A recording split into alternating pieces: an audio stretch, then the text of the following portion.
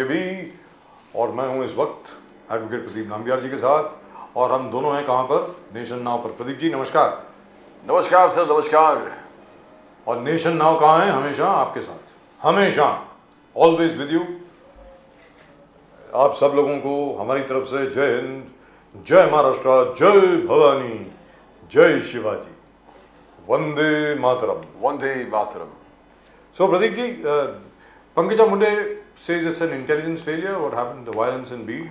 She says that all those places which were burned, the hotel which was burned, the NCP house which was burned, and so on and so forth. I think it's a direct attack against Mr. Devendra Fadnavis, because intelligence reports to the Home Minister, who happens to be the Deputy Chief Minister, and then Mr. Jarange Patil says that he's going to expose all ministers who are trying to prevent reservation. And what's going on? I mean, is everybody ganging up against Mr. Devendra Fadnavis? Whenever Pankaja Munde opens her mouth and talks something, she creates more problem for herself. She had the potential, she even has the potential of being a mass leader, though she right now has been defeated in own turf by her cousin brother. Yes. But then she has the potential. If things are absolutely without any outside influence, she could change the decision out there and beat how people have voted. Now, coming back to what Bede, there has been violence, but there has been violence elsewhere too. Now, any act is a failure of law and machinery. Law and order, there's a collapse. Definitely, yes, bungalows have been burnt up, hotels have been burnt up, houses have been burnt up. Now, this cannot be an organized and orchestrated attack. As Chhagan Bhujbal says, there was a list 1 to 15, and the tick when one property has been destroyed, there was a tick number 1 destroyed. Come on, organize yourself and move number 2. So there was an organized and orchestrated crime that has taken place. Now this is definitely a failure of law and order, because right now where Maharashtra is concerned, every district is where police is concerned is very well organized. अब मुंबई भी देखो कि आप dial 0100 means 10 minute के अंदर police तो आना ही है किसी भी हालत में, and the incidences of such nature, तो everybody reaches there. So if these things have happened in spite of Maharashtra police, then there is something wrong. It could be factors beyond normal play. इसमें normal play नहीं है. It has been orchestrated. It has having some tactical support. So these things needs to be investigated. But then people are finding fault with Fadnavis, right from Supriya Sule. आप देखो कि Pankaja Munde, everybody. They're speaking the same language. Except because Pankaja Munde hasn't named Mr. Devendra Fadnavis. But then my point is, people tend to forget that it is Devendra Fadnavis who actually gave the first Maratha reservation. पहली reservation जो दी गई थी, देवेंद्र फडणवीस जी के कार्यकाल में दी गई, और तो और छोड़िए, they were able to present their case very successfully in the Bombay High Court. Exactly, sir. It's only when it went to the Supreme Court, and at that time Mr. Fadnavis was not the Chief Minister, that a proper case could not be built on why the Marathas are a socially and economically backward community. So I don't know, why do people forget that, which is very strange. I mean, why would anybody? Sir, to a certain extent, when Mr. Fadnavis says, and when you say that he was not, no, every case the concerned ministry has to take personal interest in that. Yes. Unless you take proper briefing, you find out what is happening, and the next step is being followed. You know, law will not always take its own course. It takes its own course, but then you need to pressurize it, see that it moves in the right direction. You just can't allow things to happen. Now you say that our judiciary will take care of it, our lawyers will take care of it. So when Fadnavis and the BJP says that Uddhav Thackeray MVA government has failed where to find out a proper course of action of planned defense in the Supreme Court, then they are right when they say. They are absolutely right. They are right, because the Chief Minister has to take personal interest in all these kind of things, and then we found. And also a proper briefing needs to be given to the lawyers.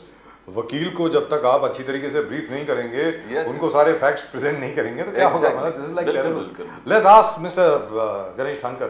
Ganesh Khankar साहब इस वक्त हमारे साथ हैं. गणेश खानकर साहब नमस्कार. Sir नमस्ते. नमस्कार सर, नमस्कार नमस्कार. Thank you so much sir for joining us from your car. आप कहीं किसी दुखद घटना में अभी गए थे, सुनने में आया है, और अभी आप वापस जा रहे हैं शायद. जी, तो सर तो सर ये बताएं, लोग ये क्यों भूल रहे हैं? जब पंकजा मुंडे जी बोलती हैं इंटेलिजेंस फेलियर हुआ, बीड में ये हुआ वो हुआ, भुजबल साहब भी उसके ऊपर कोई मतलब टिप्पणी कर रहे हैं, कटाक्ष कर रहे हैं, तो लोग भूल क्यों जाते हैं कि देवेंद्र फडणवीस जी वो शख्स हैं जिन्होंने अपने कार्यकाल में मराठा आरक्षण दिया और बॉम्बे हाई कोर्ट ने भी उसकी पुष्टि की। सुप्रीम कोर्ट में जब अपील गई तब एनडीए सरकार थी यहां पे। तो जान करके क्या ये देवेंद्र फडणवीस जी को नीचा दिखाने की कोशिश की जा रही है? गणेश खानकर साहब। बिल्कुल राजीव जी, मैंने इसके पहले भी आपके शो में एक समय हम बात कर रहे थे, तभी मैंने इस बात को कहा था कि देखिए मराठा आंदोलन में दो ट्विस्ट आए। एक तो पहली बार जब ये आंदोलन मराठा आरक्षण को घोषित किया तब 9 महीने ये आरक्षण था। अब आप सोचिए कि जब ये था वो पहली जी बार रहा। जी और जी उस समय देवेंद्र फडणवीस जी महाराष्ट्र की सरकार में थे जब सुप्रीम कोर्ट में यह विषय जब चला, और उस समय जब ये उसमें फेल हुए तो याद कीजिए उस समय सरकार में उद्धव ठाकरे जी की सरकार थी, एनडीए गवर्नमेंट थी जी।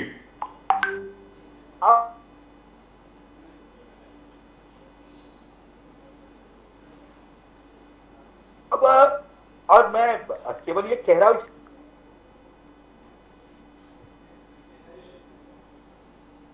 I think Mr. Ganesh Khankar is traveling, so as a result of which the network is coming and going. जी सर, बोलिए sir, you are on now. कहा था कि दिल्ली में सुप्रीम कोर्ट में हम बार बार समय मांग रहे जी।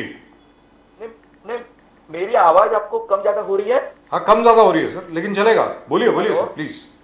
जी, कम ज्यादा हो रही है लेकिन कोई बात नहीं।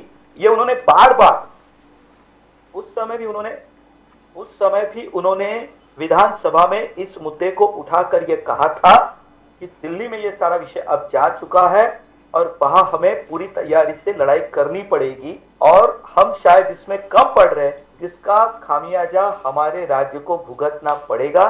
ये रिकॉर्ड में है विधानसभा के, आप चेक कर सकते हैं।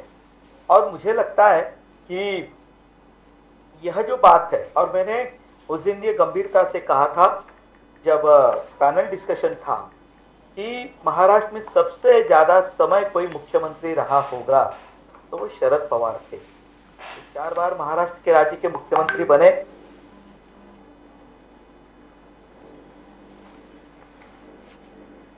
कि जिन लोगों ने मराठा आंदोलन चलाने की कोशिश की जी, उन सारे लोगों को पार्टी से बाहर जाना पड़ा। And the best example was शालिनीताई Patil. He was MLA from Koregaon constituency, Satara में वो है जी। अब ऐसा है कि ये इतिहास में आपको क्यों बता रहा हूं कि जो बार बार फडणवीस जी को टारगेट किया जा रहा है, क्यों किया जा रहा है? तो ये जब सारी गड़बड़ियां चल रही थी तो ये बात जरूर आने वाली थी कि किसके कार्यकाल में मराठाओं को आरक्षण मिला। तो ये बात बिल्कुल साफ है, तो ये केवल और केवल देवेंद्र फडणवीस जी के कार्यकाल में ही जो आरक्षण मिला वो 9 महीने तक वो बरकरार रहा था। अब ये जो फेलियर की बात आप कर रहे हैं ना सर जी, तो देखिए मैंने इस बात को बहुत नोट किया है। ये आंदोलन जहां पर हुए, देखिए प्रकाश सोलंकी और क्षीरसागर, ये दोनों विधायक कहां के हैं? और दूसरी बात, जो प्रकाश सोलंकी जी के घर पर हमला होने के बाद ये बात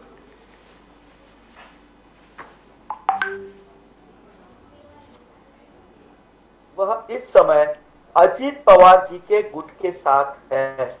यह बात तो एकदम बिल्कुल स्पष्ट हुई और यह तय हुआ कि ये जानबूझकर ये सारे विषय कोई पीछे से चला रहा है। सर, विधायक जी के घर पर हमला करना, एकाएक जाना, एक विधायक के यानी घर की तो तस्वीर आपने देखी होगी कि तो छोटे छोटे बच्चे साहब उनके घर में है और उनके घर पर हमला होता है। इससे कोई और बड़ी दुर्भाग्य की घटना राजीव जी नहीं हो सकती महाराष्ट्र के इतिहास में। और ये महाराष्ट्र का इतिहास नहीं है, इसके पहले मराठाओं के आंदोलन हुए, 1-1 लाख लोग थे साहब, 1-1 लाख। लेकिन कोई यानी ना कहीं गड़बड़ी, ना पुलिस प्रशासन को कहीं कुछ करना पड़ा। लोग आए, आंदोलन में सम्मिलित हुए और लोग वापस चले भी गए। ये पहली बार था कि आंदोलन उत्तेजित हुआ, मानो ये किसी के कहने पर ये सारा हो रहा है। और बिल्कुल जो लोग अजीत पवार जी के साथ है, उनके ही गुट के विधायकों के घर पर हमले होंगे। सारी बातें राजनीति में कभी कभी राजीव जी कुछ बातों को कहना नहीं पड़ता, लेकिन जो घटनाएं होती है वह घटनाएं उस समय की स्थिति को दर्शाती है, और ये घटनाएं वो बिल्कुल दर्शाती है। लेकिन गणेश खानकर साहब, हमारी पंकजा मुंडे जी जो हैं, उनको क्या जरूरत पड़ गई ये बोलने की? मैं तो आपसे ये पूछ रहा हूं, उनको क्या हो गया है? बिल्कुल सही बात है आपकी, और मुझे ऐसा लगता है कि हर व्यक्ति को अपनी राय कहने की पूरी छूट है।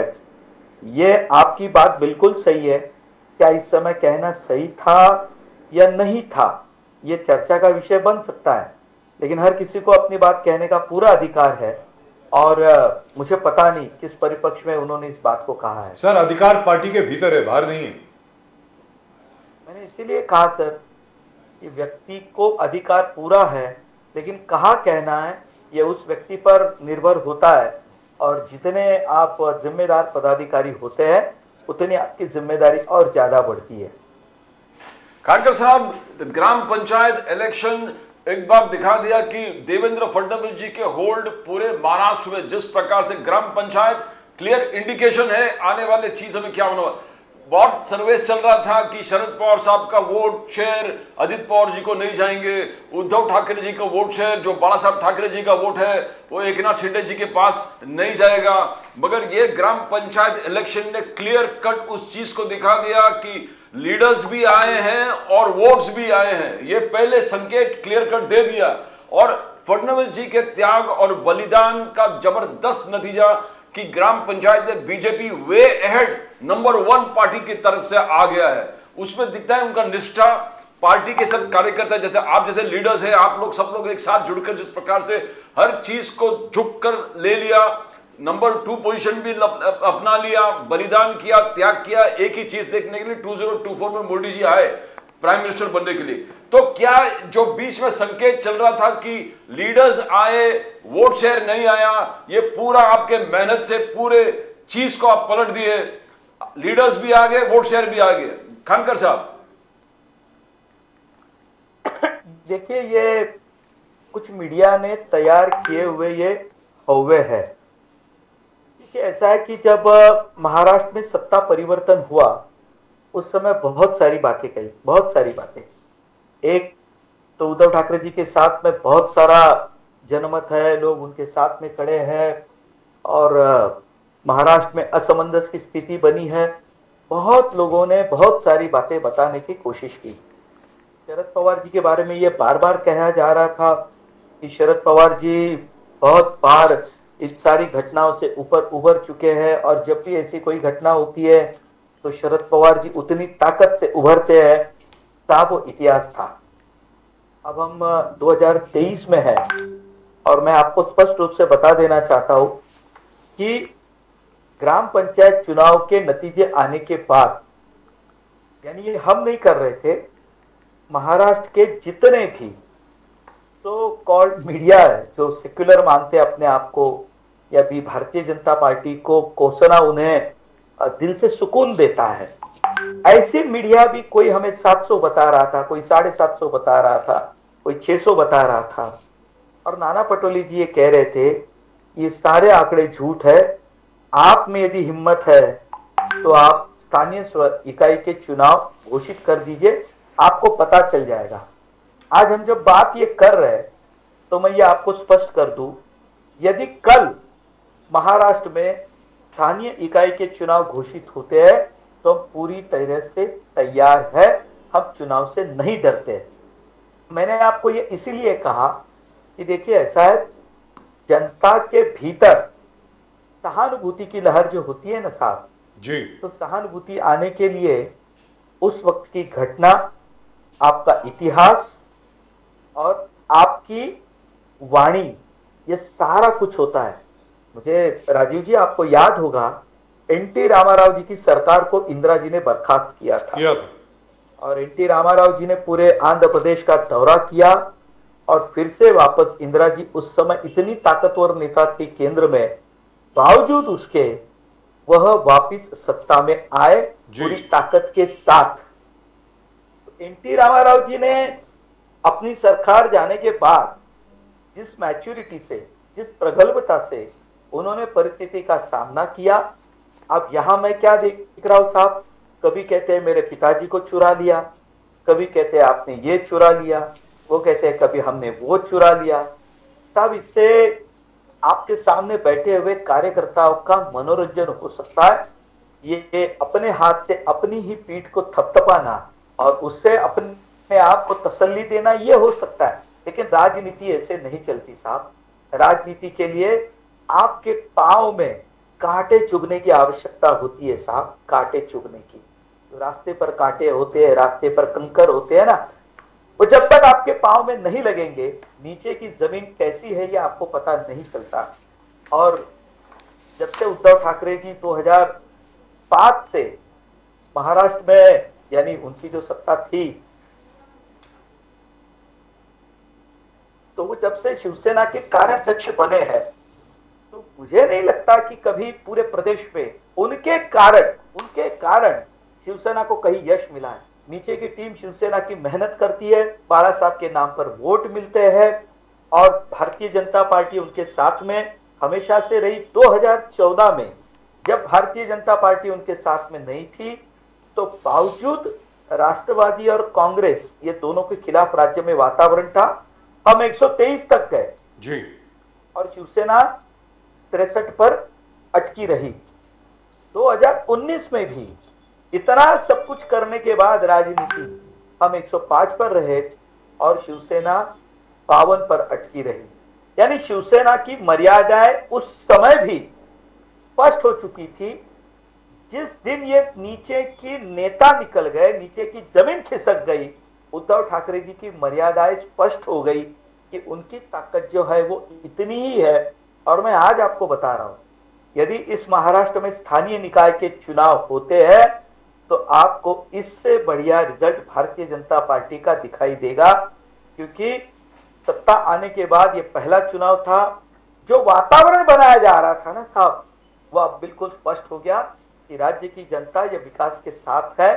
भारतीय जनता पार्टी को आज भी महाराष्ट्र में नंबर 1 पार्टी का स्थान हासिल है, ये चुनाव ने दिखा दिया। कानकर साहब, coming back to the Maratha reservations, Bhujbal साहब ने जो बातें कही कि arbitrary issue of Kunbi certificates, बोले कि आप कितने इशू करो, पहले 3000 से शुरू किया, फिर 5000, 7000, फिर 11000, और फिर हर जिले में आप आर्बिट्ररीली इशू कर रहे हो सर्टिफिकेट्स।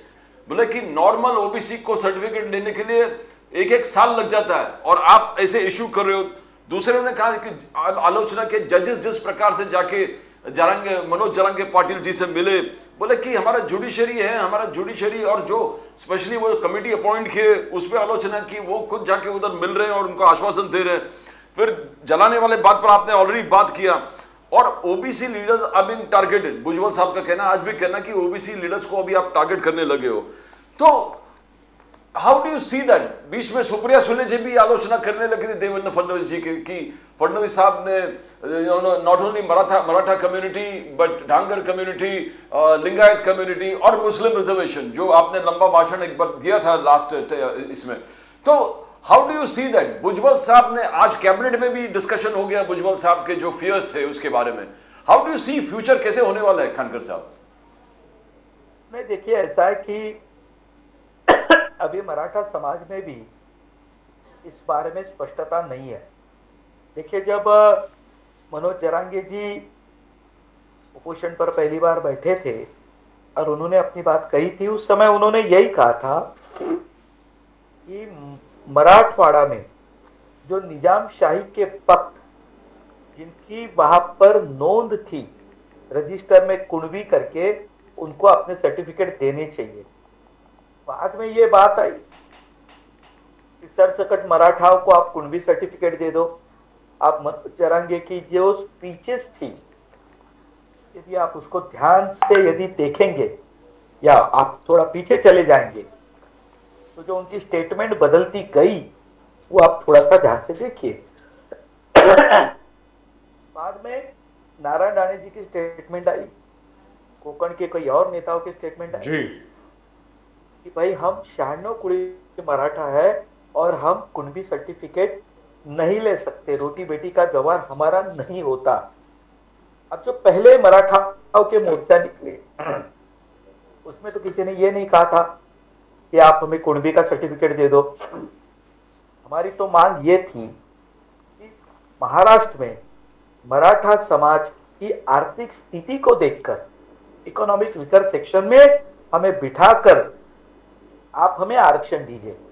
और इस बात मैं आपको स्पष्ट कर देना चाहता हूं, ना ही हमने किसी के आरक्षण में अपने आप को शामिल करने की मांग की मराठाओं की, और ना ही हमने किसी का आरक्षण तोड़कर हमें दो, यह हमने कहा था। अब बात यह बनती है कि मनोज जरांगी जी जो मांग कर रहे हैं ना साहब,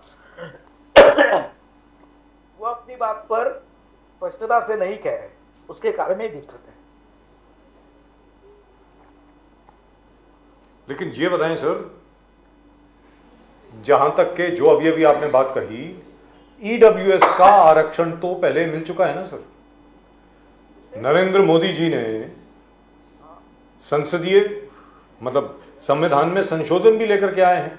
10% इकोनॉमिकली वीकर सेक्शंस को आरक्षण पहले से ही उपलब्ध है, तो मराठा समाज को उसमें फिट करने में मुझे नहीं लगता ज्यादा डिफिकल्टी होनी चाहिए सर। तो फिर ये एजिटेशन का है का खानकर साहब? ऐसा है, देखिए इसमें दो, यानी आपने जो बात कही बिल्कुल सही है। अब इसमें बिठाने के लिए आपको मराठा समाज जो पहली बार 9 महीने जो आरक्षण रहा था, उससे हमने यही फिगर्स देकर मराठा समाज या आर्थिक रूप से कमजोर है जी, ये दिखाकर हमने उसमें बिठाया था जी।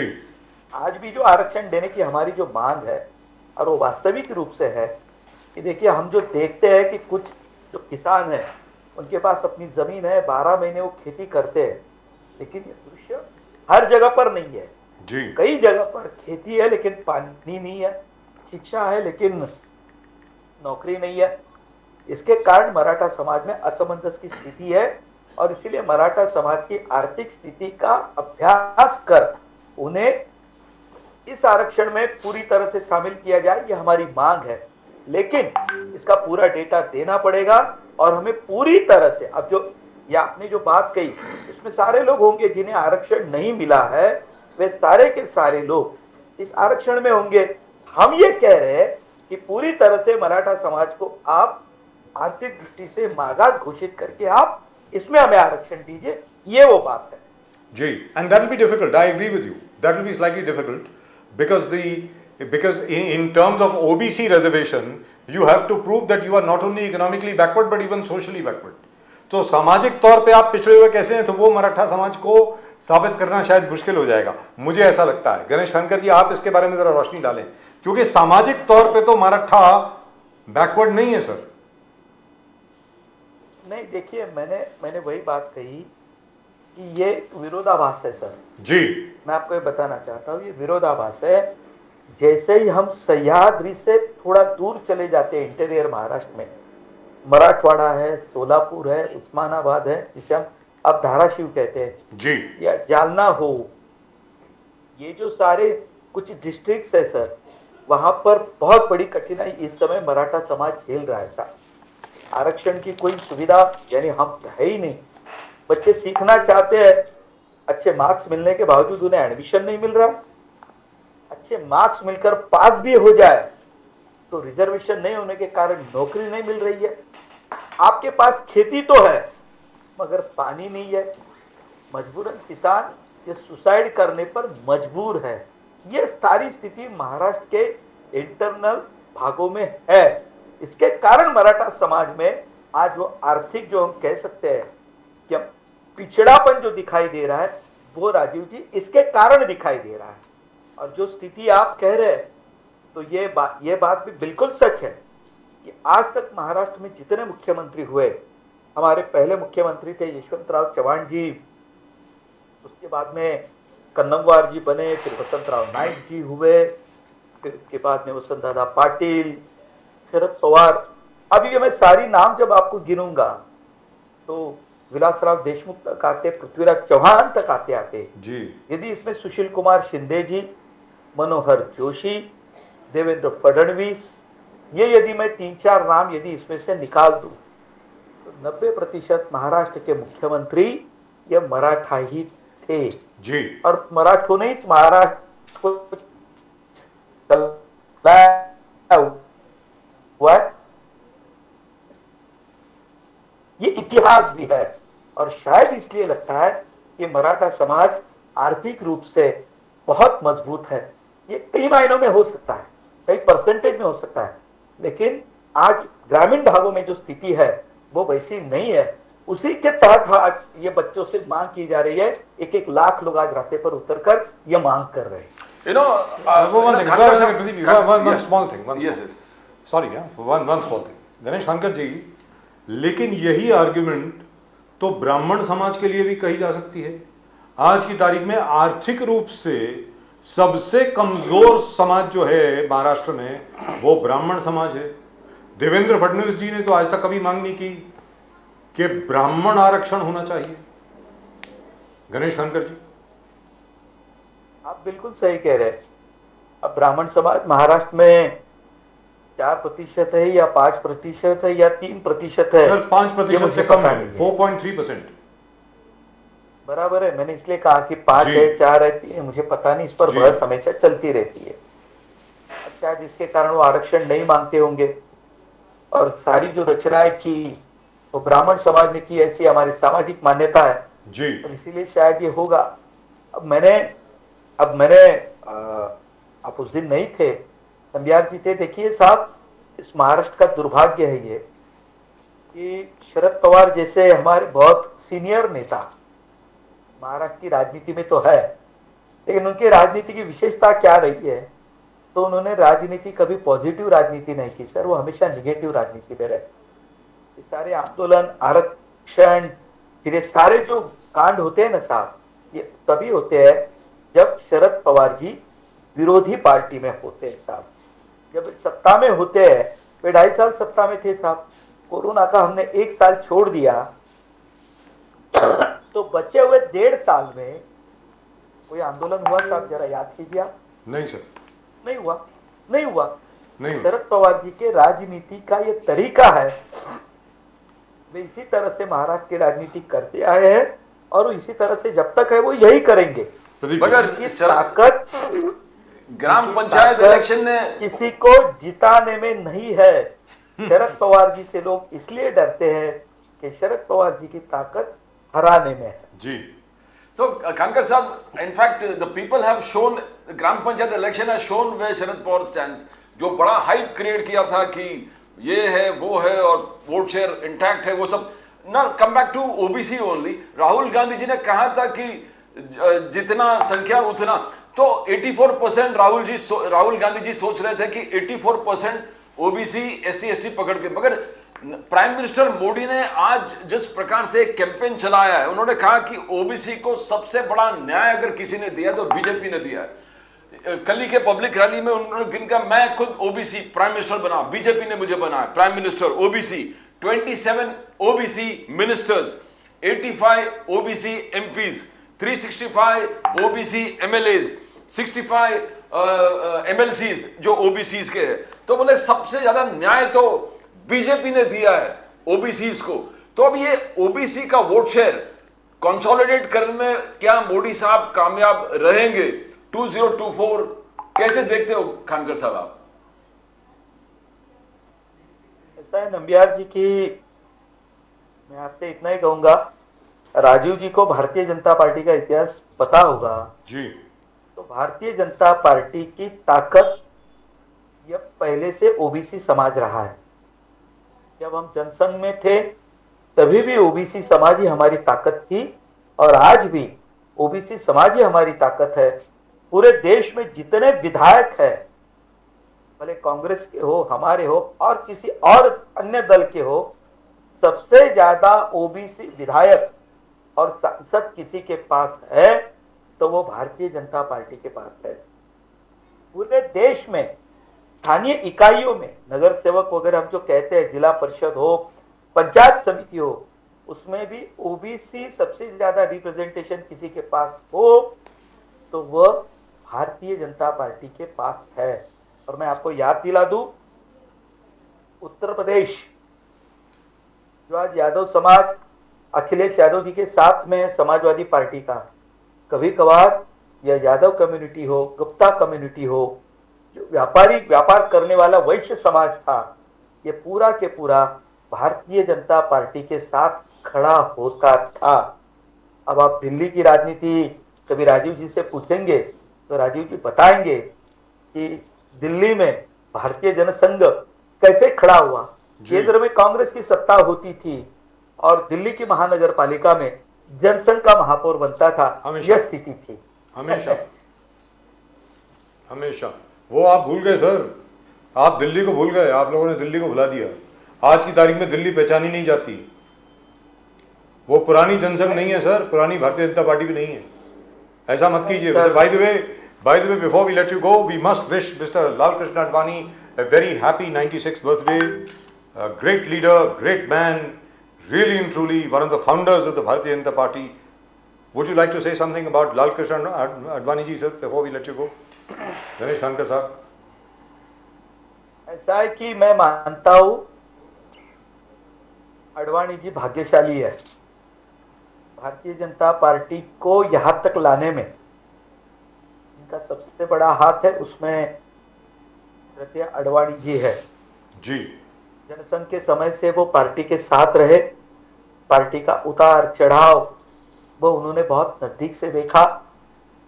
विभाजन के समय वे भारत में आए, विभाजन की जो दुख भरी कहानी है वो उन्होंने अपनी नजरों से देखी है।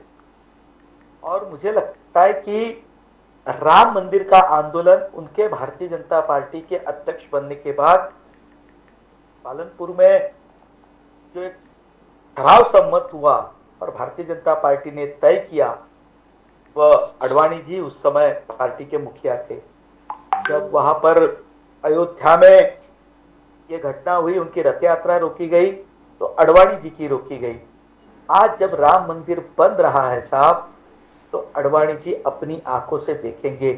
शायद अटल जी, कल्याण सिंह जी, उनके भाग्य में नहीं था, वे हमें छोड़कर चले गए, लेकिन अडवाणी जी ने वह भाग्य अपने साथ रखा है कि वह अपने जीते जी राम मंदिर बनते देखेंगे।